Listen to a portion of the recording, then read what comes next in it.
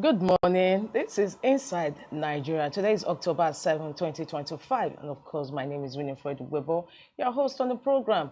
Without wasting much time, a little of time, few times I've gone already, we'll go to the newspaper review section of today's Inside Nigeria. And of course, we like to start off with Nigeria's most influential newspaper, Leadership. Leadership is still on the developing story on the alleged certificate forgery by the Minister of Science and Innovation, Uche Nnaji. Let's go to the leading story of Leadership. Minister Nnaji's alleged certificate forgery will act after court verdict, says Presidency. Minister Nnaji's alleged certificate forgery will act after court verdict, says Presidency. Release my transcript, Minister tells Nsukka Varsity. Court faces November 10 for case hearing. Let's take some excerpts from that leading story because incidentally, that leading story is also one of the main cover on one of the newspapers for review this morning.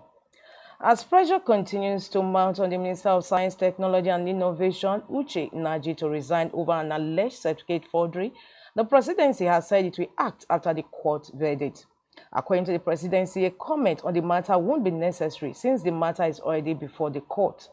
Reacting to Leadership's inquiry on Monday, the Special Advisor to the President on Information and Strategy, Bayo Ananuga, said the federal government will respect the judicial process and await the court's verdict before taking any position. This matter is already in court, which will await the verdict of the court, Onanuga told Leadership. The clarification comes following revelations that the University of Nigeria, Nsukka, UNN, disowned the certificate allegedly submitted by Nnaji.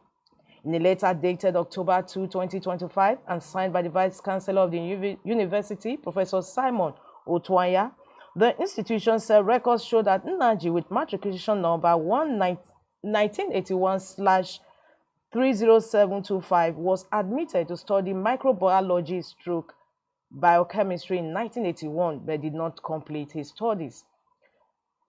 Part of the letter reads, from every available record and information from the University of Nigeria, Nsukka, we are unable to confirm that Mr. Geoffrey Uchechukwu Nnaji, the current Minister of Science and Technology, graduated from the University of Nigeria in July 1985, as there are no records of his completion of study. Excerpts from today's leading story is a developing story actually on the Minister of Science, Innovation and Technology, Uchechukwu Nnaji, on his alleged certificate forgery.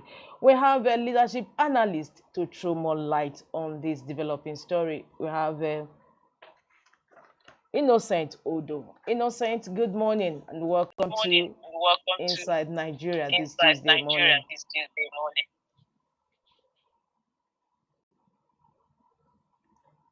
Hello, good morning, Innocent. So before we have him completely on due to some technical glitches, let's look at other stories gracing the cover of Leadership this Tuesday. Anglicans break ties with Church of England over pro-gay female archbishop. Nigeria's share sector rebounds as local processing spurs revenue growth, and that story is on page 6 of Leadership. Of course, you recall that President Bola Tinubu actually banned export of raw share just less than a month ago, and developing story says Nigeria's share sector rebounds as local processing spurs revenue growth. Thorny issues as reps resume plenary today, and another news, Senator Natasha is also bid to resume today. Tinubu orders reduction of 2026 Hajj fare towards the master lecturers mobilized for strike as government ignores demand. On the business boss of Leadership, listing of NNPCL power firms can raise market capitalization by 50% coming from operators.